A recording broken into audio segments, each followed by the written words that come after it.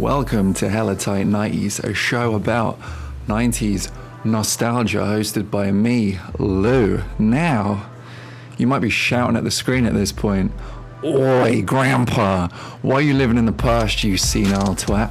Who cares about the 90s? Well, Billy, you aggro little shit, listen to me right now. The world is on fucking fire outside, and that's not even a joke. It's quite literally on fire outside. I mean, I don't know if you've seen the news. It's kind of bad. So what I've done here is I've aspired to make this safe, quaint, comfortable little spot on the internet where you can just come reflect on nostalgic fun things from the period of the 1990s. I was a child of the 90s. Bitch, I'ma kill you. So just make yourself comfortable. I don't know.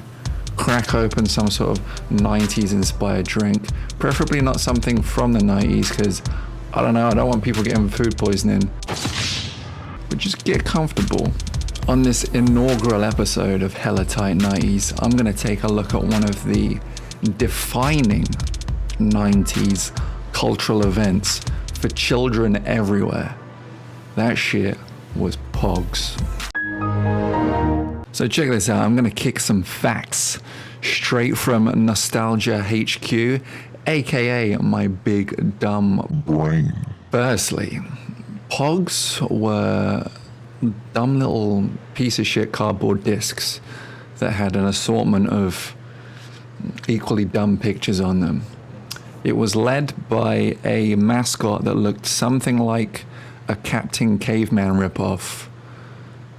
He wasn't, I would say, human, but he was anthropomorphic, I guess is what you describe him as. He stood upright, and he was fucking hairy. Pogs, I guess, is a brand name, like Sellotape or Kleenex, like it's ubiquitous with the concept that Pogs represented. You could get off-brand Pogs, but if you're one of these motherfuckers bringing off-brand Pogs into the playground, into the schoolyard, you had to play with the other off-brand motherfuckers because I ain't putting my classy shit up against your broadcast budget Pogs. So take that shit and walk, Jamie.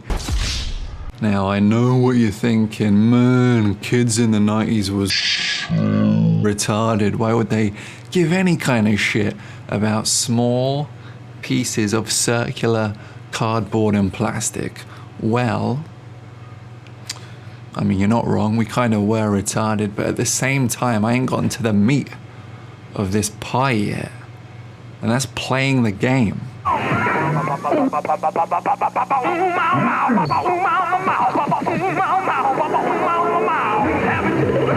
Oh, that's right.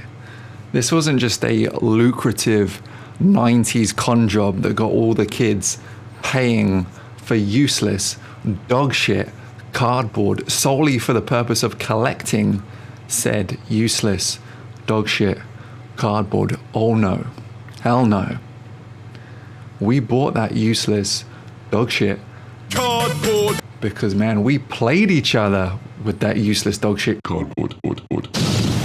Now, I'm going to talk over the top of this video from Board Game Blitz, which pretty succinctly and visually summarizes a standard game of Pogs. I mean, it doesn't include the raw visual of how crazy things got on the playground when you were playing against other kids. I mean, sometimes Jamie's going to act like a bitch because Jamie does that. And if you beat him for his best shit, he's going to be there throwing hands up. But I don't think YouTube really allows children beating the shit out of each other in their terms of service. So I'm just going to stick with this video as it is and talk you through it.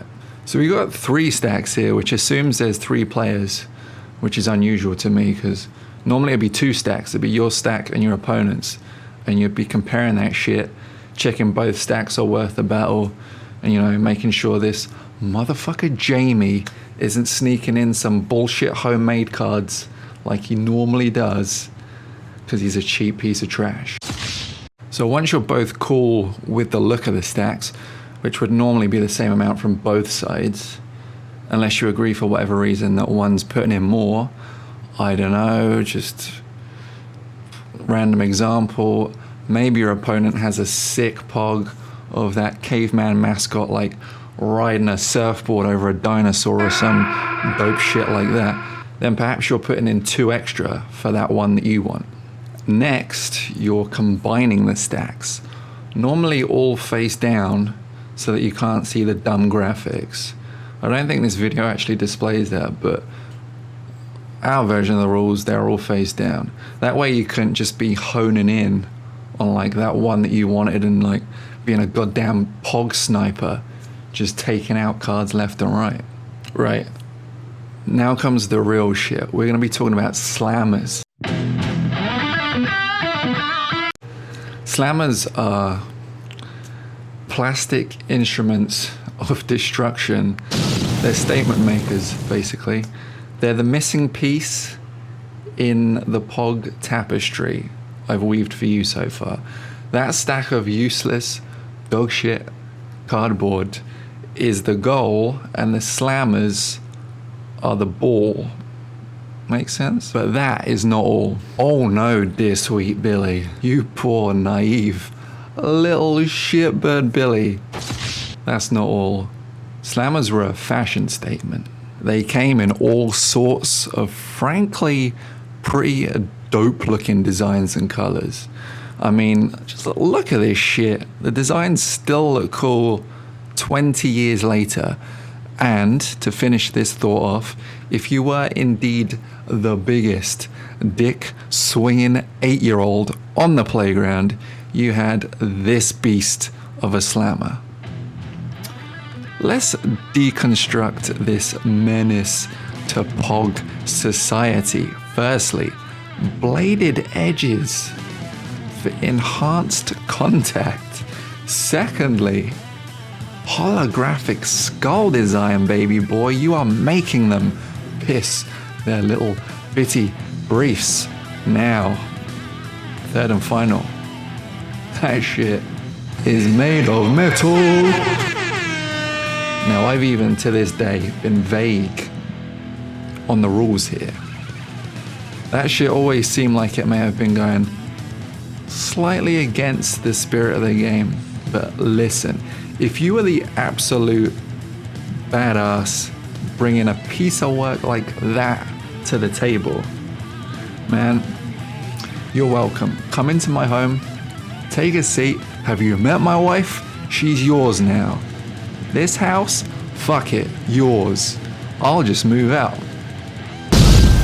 Okay, that's a big digression, I know, but slammers are like the heart and soul of Pogs. So they frankly needed their own spotlight. But back to the game. So, we have our stacks. We have our slammers. We're ready. Now, in this video, the lady narrating says the tournament standard is to hold the slammer between your middle finger and index finger. And, I mean, I sure as shit didn't compete in any tournaments. So that ain't how we handled things down in the old yard. I mean, if I'm recalling correctly, we had kids pulling some actual Happy Gilmore shit, like taking run-ups from 10 feet away. The thing just clutched in their grip, and they would come right up and just hurl the thing to the ground, almost like they were sort of exercising some bad home shit, you know? They were full of it. Was it a good technique? No. Did they even hit the stack most of the time? Absolutely not. God damn it, did they have heart. So once you've thrown down your slammer, you get to keep any of the pogs that land face up. Now in this video she's doing them face down, but for us, because we started face down, the ones that land face up, they're yours. Then you restack the ones that didn't, and the other person takes a turn. You basically just keep doing this until there's nothing left. And the person who has taken the most pogs at the end is the winner. There's fanfare, and I don't know, maybe like the hottest 8-year-old in the playground comes up to you and is like, wow, do you want to play mummies and daddies? And 8-year-old you is like, I don't even know what the hell that is, but fuck it, you only live once, right? Then maybe some time passes and you move in together. But within months you realize that perhaps you have different outlooks on life. Maybe one of you is a little too passive aggressive and your problems are never really ironed out. Sorry, what were we talking about? Well, anyway, on that weird note, I'm going to lift us out of this emotional puddle that I've drowned us in with some fun facts about Pogs. You might have come this far wondering, well, what the fuck does POG even mean? It's an acronym. It stands for Passion, Orange, Guava, which is a drink enjoyed and made in Hawaii. I mean, it might be enjoyed in other countries, other states. I'm not the drink's mum.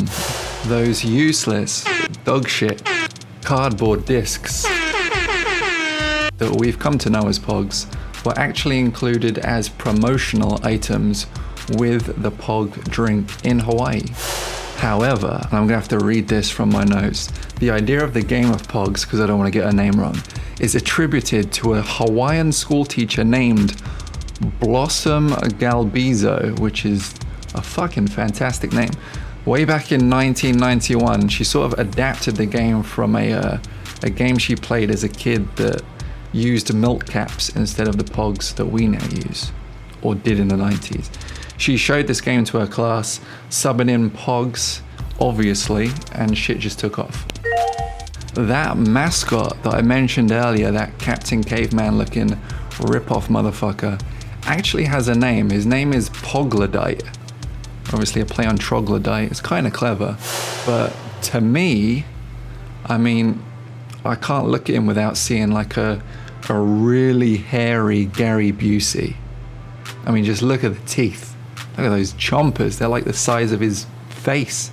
Finally, and this is not Pog related, I'm afraid, but that kid Jamie that I keep mentioning, he is not made up for this story. No, my friends, Jamie was real and probably is still human garbage. So in parting, I'm gonna say, stay safe everyone, but fuck you, Jamie. Goodbye.